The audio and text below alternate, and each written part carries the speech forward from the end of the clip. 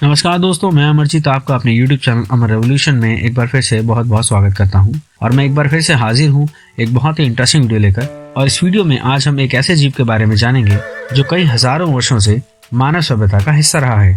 और हम ये जानेंगे कि कैसे इस जीव ने इंसान के जीवन को नई दिशा दी। तो आइए दोस्तों, इस वीडियो की शुरुआत करते हैं।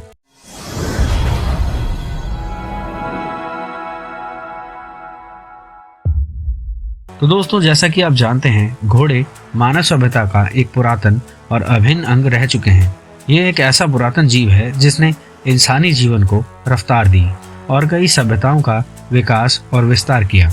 इंसान ने घोड़ों का इस्तेमाल सबसे पहले कब और कहाँ किया, इतिहास में हमें इस बात का कोई पुख्ता प्रमाण नहीं मिलता है, परंतु यह हम जरूर जानते हैं कि यह घोड़ा ही एक ऐसा अकेला स्तनपायी जीव है जिसने इंसानों का सबसे ज्यादा साथ निभाया है।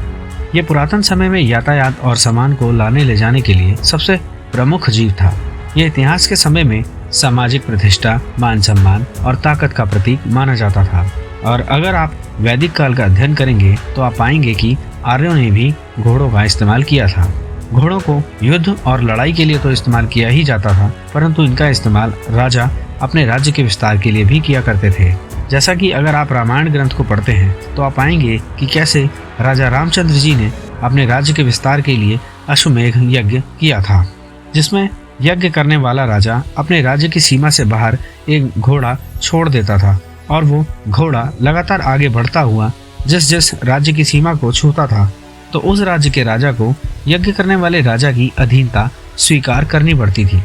और अगर कोई राजा इस बात का विरोध करता था तो उसके साथ युद्ध किया जाता था। यह इतने ज्यादा महत्वपूर्ण बन चुके थे कि इनकी संख्या की वजह से युद्ध की हार जीत भी तय हो जाती थी, जिस कारण हिंदुस्तान में घोड़ों के व्यापार में बहुत वृद्धि हुई। और इसी वजह से घोड़ों के व्यापारियों को ज्यादा सम्मान और मुनाफा दोनों ही मिलता था। और तो और घोड़े के व्यापारियों को किसी भी राज्य में आने जाने के लिए आसानी से अनुमति मिल जाती थी। इसी कारण राज्य के गुप्तचर यानी जासूस दूसरे राज्य की सीमा में घोड़े के व्यापारी बनकर आसानी से घुस जाते थे और सारी गुप्त जानकारियों को हासिल करने में कामयाब हो जाते थे। और हिंदुस्तान में घोड़ों की कई प्रकार की प्रजातियां पाई जाती हैं, जैसा कि जंसकारी घोड़े, स्पितिक घोड़े, काठियावाड़ी घोड़े, मारवाड़ी घोड़े और भीमथड़ी घोड़े, और कई प्रकार की प्रजातियां हैं।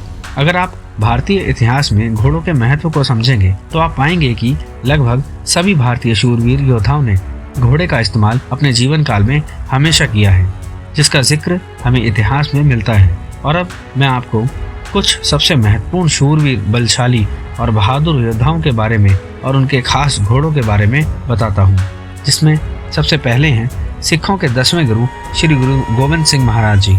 इनके पास बहुत सारे घोड़े थे, परंतु महाराज का सबसे पसंदीदा घोड़ा नीला घोड़ा था, जिसका नाम महाराज ने दल श्रृंगार रखा था। यह घोड़ा इतना संवेदनशील था कि महाराज के इशारों को भी समझ लेता था और उस रास्ते से नहीं जाता था जहां तंबाकू की खेती की जाती थी। और दूसरे हैं महाराणा प्रताप जी और उनका घोड़ा चेतक। इतिहास में जितनी चर्चा महाराणा प्रताप जी की है, उतनी ही चर्चा उनके घोड़े चेतक की भी है। महाराणा प्रताप और चेतक से जुड़ी लोक कथाओं का वर्णन आपको आज भी राजस्थान के लोकगीतों में मिल जाएगा। तीसरी है झांसी की महारानी रानी लक्ष्मीबाई, जिनके बारे में हिंदुस्तान का बच्चा बच्चा जानता है और उनकी वीरता के किस्से आज भी मशहूर हैं। रानी लक्ष्मीबाई को बचपन से ही घोड़ों का और हथियारों का बहुत शौक था। इतिहास के अनुसार महारानी के 3 पसंदीदा घोड़े थे, पवन, बादल और सारंगी। और महारानी लक्ष्मीबाई ने किले की 100 फीट ऊंची दीवार से जो छलांग लगाई थी वो अपने घोड़े बादल पर बैठकर ही लगाई थी। और चौथे हैं महाराणा रंजीत सिंह। यह भी बहुत बड़े और महान शासक रहे। इन्होंने पंजाब पर लगभग 40 साल तक शासन किया। इनको भी शस्त्रों का और घोड़ों का बहुत शौक था। इनके अस्तबल में लगभग 12,000 घोड़े थे और उनके पसंदीदा घोड़े का नाम कहार बहार था। और इनके पास एक पसंदीदा घोड़ी भी थी जिसका नाम अजबे लैला था। और इसको हासिल करने के लिए महाराणा रंजीत सिंह को कई जंगें भी लड़नी पड़ी थी। और 5वें हैं वीर छत्रपति शिवाजी महाराज। इनको भी घोड़ों का बहुत शौक था। इनके पास भी कई शानदार घोड़े थे, जिनका नाम था मोती, गजरा, विश्वास, रणवीर, कृष्णा, तुरंगी और इंद्रायणी। यह सभी भीमथड़ी प्रजाति के घोड़े थे और शिवाजी महाराज के अंत समय में भी इनके साथ इनका एक कृष्ण नाम का घोड़ा रहता था, जो सफेद रंग का और ऊंचा घोड़ा था। और दोस्तों, आज के समय में भी ये घोड़े हमारी शान को बढ़ाने के लिए इस्तेमाल किए जाते हैं। आज भी बारातों में दूल्हे को ले जाने के लिए घोड़ी ही पहली पसंद होती है। आज के समय में हमारी उन्नत टेक्नोलॉजी की वजह से हमारी कार्स बेहतर और बहुत तेज रफ्तार हो चुकी है, लेकिन घोड़े हमारी संस्कृति का एक अटूट अंग हैं और वे हमेशा रहेंगे।